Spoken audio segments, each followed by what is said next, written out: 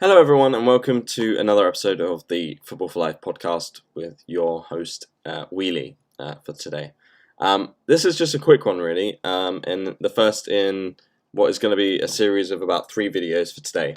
And this first is about the fallout from the obviously the chaotic summer and last year we've had with the plans for the European Super League to go ahead. Obviously, Liverpool were one of the big clubs in England, the top 5 in England, that wanted to join, alongside Manchester United, Manchester City, Tottenham, Arsenal, ourselves, and Chelsea. And we've been kind of expecting backlash over the last few days, over the last couple of months, really. To try and for the world governing bodies to create a system where this sort of splintering movement doesn't completely jeopardize the future of the game. And obviously on a personal level for fans, it was a time for us to come together and to try and move forward and build another version of the game that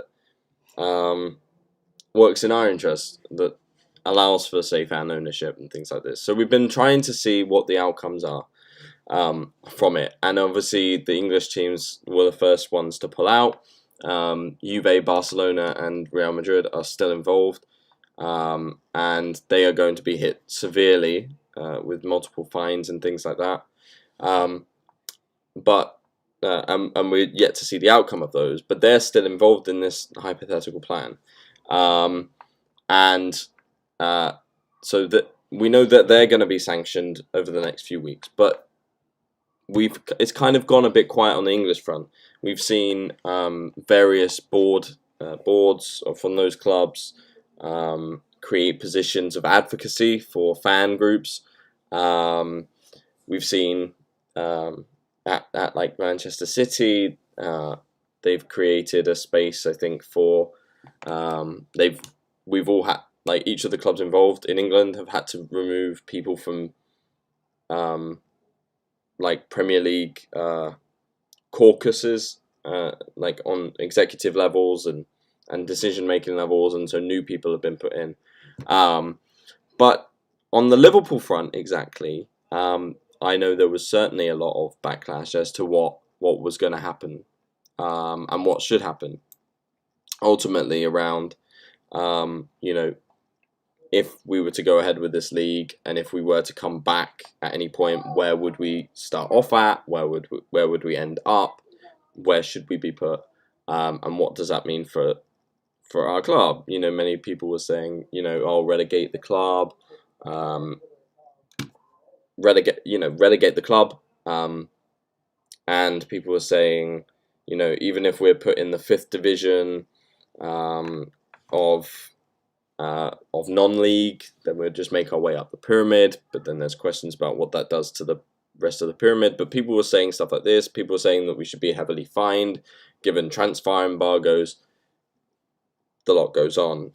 We've seen Spirit of Shankly meet with the FSG board, and I'm aware that through meetings, I think there's now going to be Spirit of Shankly representation on the board.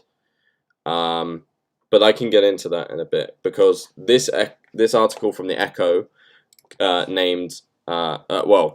written by Liverpool's chief writer, Ian Doyle. That's the article is for today. It says, it kind of talks about Liverpool's fate in all of this. So the article's called "Liverpool's fined millions by Premier League after European Super League controversy." Liverpool discover punishment from the Premier League following the European Super League controversy. Liverpool have been fined £3.6 million by the Premier League for their part in the failed European Super League. The Reds were one of 6 clubs, joining Arsenal, Chelsea, Tottenham Hotspur, Manchester City and Manchester United, in initially signing up for the breakaway proposal before withdrawing following fierce protests from supporters and public opposition from their players. I was immediately, throughout that whole scandal, I was so impressed by the way that particularly players like Jordan Henderson, Trent Alexander-Arnold came together to basically, and Milner, to come together and basically say, no, this doesn't sit well with us at all. Like, what are you doing? We've not been told about this. Klopp's not been told about it. Klopp's shown definite opposition to it. The players have. Anyway, Ian Doyle goes on to write. He says, UEFA have already reached a financial settlement with the rebel English clubs while welcoming their decision to remain in the governing body's European competitions.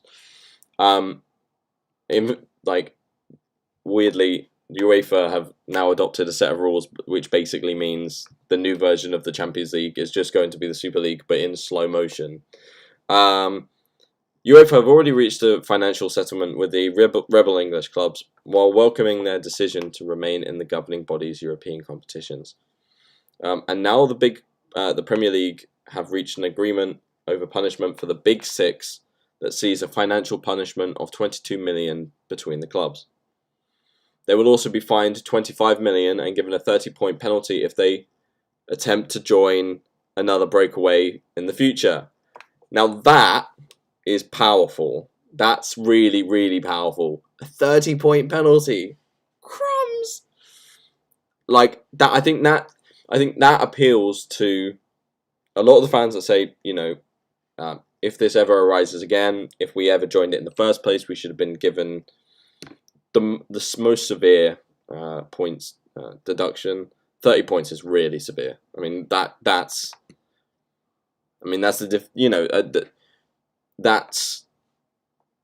in some cases that's the likelihood of being able, that's whether you stay in the league or not. That would end Liverpool, well, barring miracles, of course. If that was then instituted, that would, particularly if we had a bad season or an average season that maybe had us like, I don't know, mid-table somewhere, right?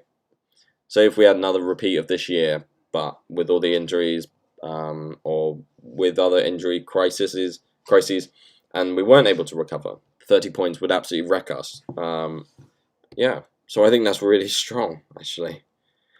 A Premier League statement said on Wednesday, the 6 clubs involved in proposals to form a European Super League have today acknowledged once again that their actions were a mistake. They have reconfirmed their commitment to the Premier League and to the future of the English game. And, fundamentally, it's not just about the future of the English game, it's about the future of the entire, the European game as well.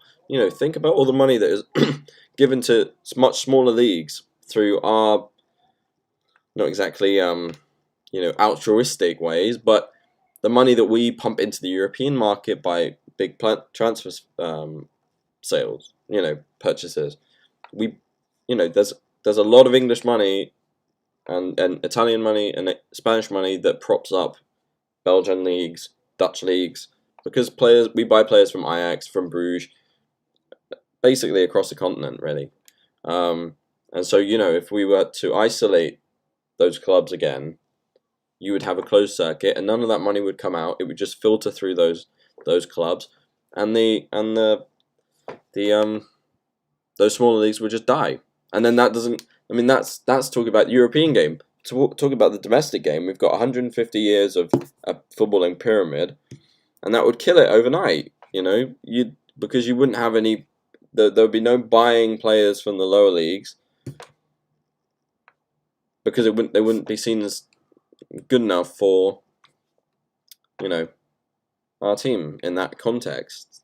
If we bought Ivan Toney, say, from Brentford, he'd be playing in a Liverpool team that is heavily rotated. So he'd be playing with just other squad players in a league that has half the value.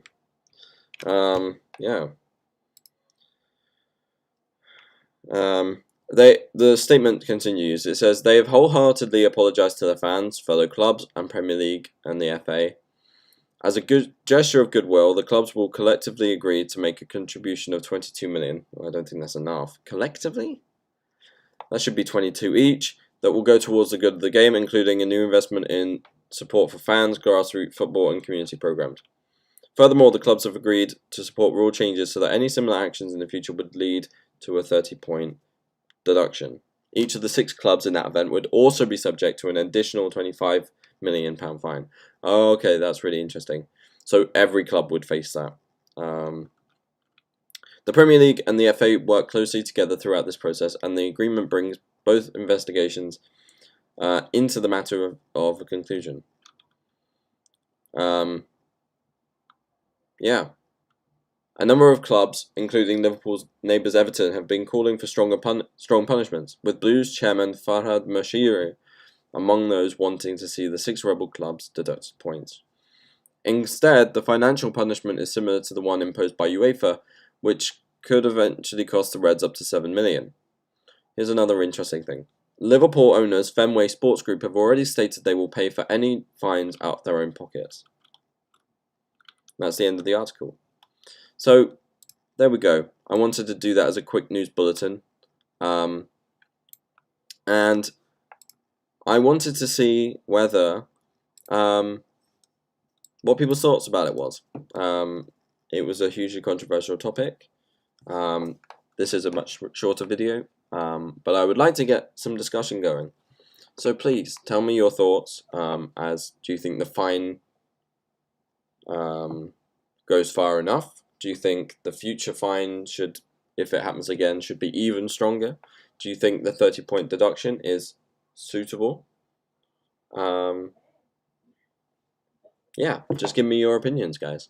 And I'll see you all soon. I've got 2 more videos coming today, so keep an eye out. And yeah, I hope you all take care and have a good day.